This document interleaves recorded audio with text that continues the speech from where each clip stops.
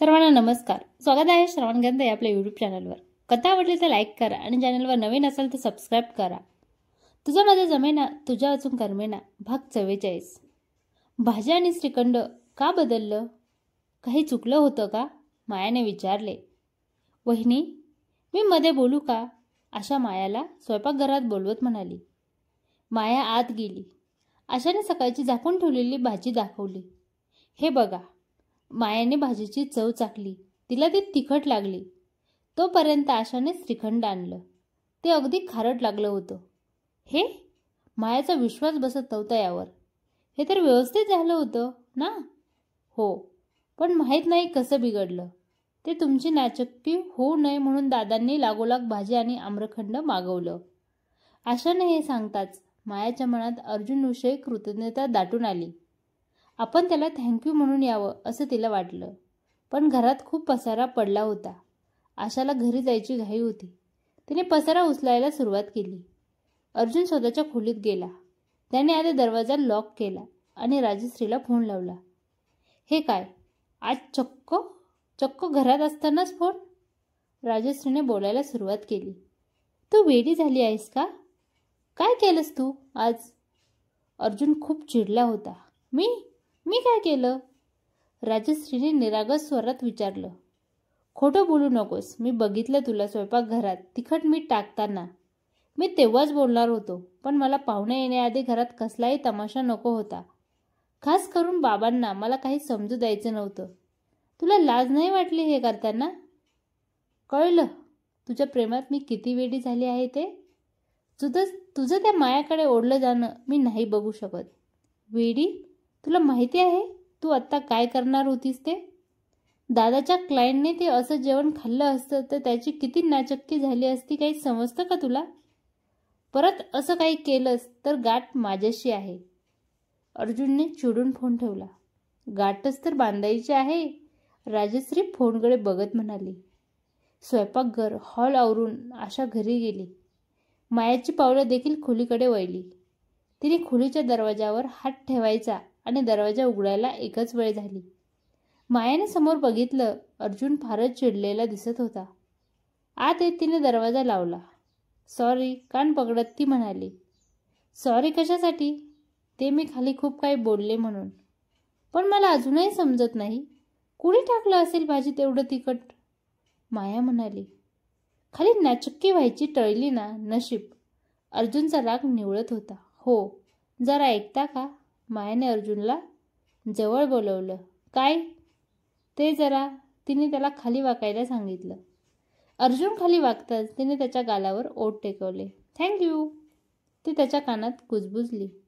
ते थँक्यू ऐकून अर्जुनचे डोळे विस्पारले. माया लाजून बाल्कनीत पळाली. थँक्यू भारीच होतं. दमली असशील. आता थोडा वेळ आराम कर. बाल्कनीच्या बाहेर उभे राहून अर्जुन म्हणाला. मायाने आपला चेहरा हातात लपवला होता. अर्जुनला पुढे जावंसं वाटत होतं, पण त्याने स्वतःला सावरलं. त्याने आपल्या बाईकची चावी घेतली आणि तो तिथून निघाला. तो जाताच मायाने हळूच बघितले. तो नाही हे बघून तिला थोडं वाईट वाटलं. तो कुठे गेला असेल याचा विचार करत ती बसली. काका, परवा नाटक आहे, तू येशील का? मायाने काकाला फोन केला होता. नाही ग, राग येऊ देऊ नकोस. आता शक्यच नाही. सतत सुट्ट्या कशा मिळणार? त्यात प्रियांच्या डॉक्टरांनी पुढच्या आठवड्यात ऑपरेशन करायचं ठरवलं आहे. लक्षात आहे ना? काका, लक्षात आहे. मी प्रियांशला बघायला रोज येत जाईल. पण तिथे राहायला नाही आले तर चालेल का? मायाला विचारतानाही कसं तरी वाटत होतं.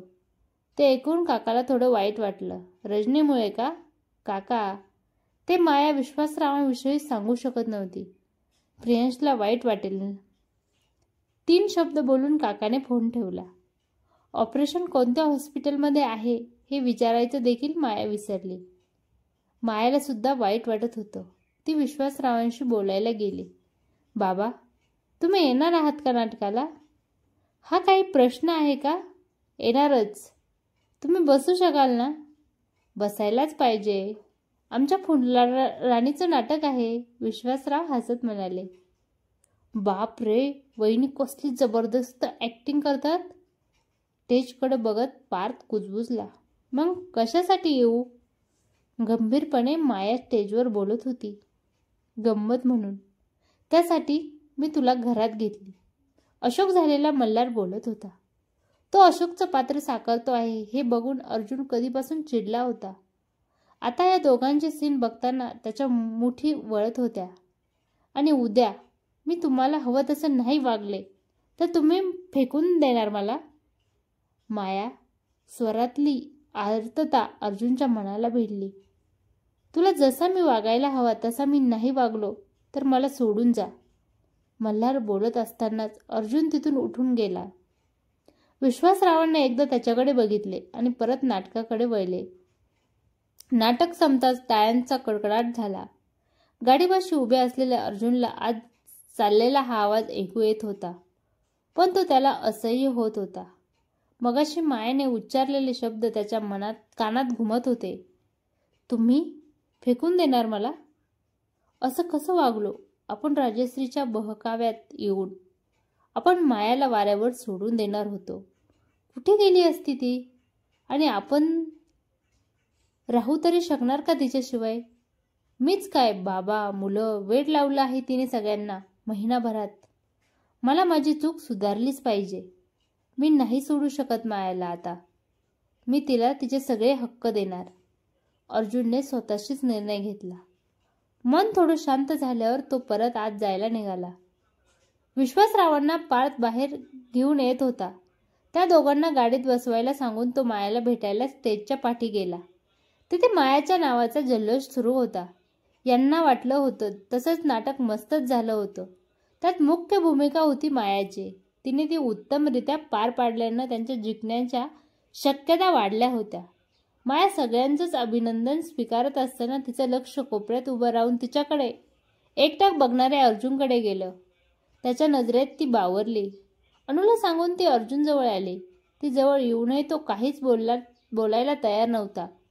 त्याने ती वैतागली. मला यायला उशीर होईल. थोड्या वेळानं बक्षीस डिक्लेअर होणार आहे. त्यानंतर आम्ही सगळे बाहेर जाणार आहोत. मी बाबांना सांगितलंय. तसं माया नाक मुरडत म्हणाली. मी वाट बघेन. अर्जुन पापणी न लावता म्हणाला. काय? तुझं बाहेर फिरून झालं की मला फोन कर. मी तुला घ्यायला येतो. अर्जुन म्हणाला. आज तुमच्या बायकोला विसरायचं. आज आम्ही तिला सोडणार नाही. अर्जुनशी बोलायला आलेला मल्हार म्हणाला. माझ्या बायकोला मी विसरणं तर शक्यच नाही. अर्जुनचं बोलणं ऐकून मायाने चमकून त्याच्याकडे बघितलं. एनिवेज तुम्ही मजा करा. मी बाबांना घेऊन निघालो. निघालीच की मी फोन कर मला. मल्हारशी हात मिळवत मायाला बाय करत अर्जुन म्हणाला. त्याच्या बोलण्यानं मायाच्या अंगावर रोमांच उभे राहिले होते. अर्जुन असं बोलत होता तिचा विश्वासच बसत नव्हता. काळजी नका करू. मी सोडतो तिला बरोबर. मल्हार म्हणाला. मी वाट बघतो. अर्जुन परत मायाकडे बघत म्हणाला. तो तिथून निघाला तरी माया पाठ मोऱ्या त्याच्याकडे बघतच होती. कशी वाटली कथा कमेंट करून नक्की सांगा. आवडली तर लाईक करा आणि चॅनलवर नवीन असाल तर सबस्क्राईब करा. धन्यवाद.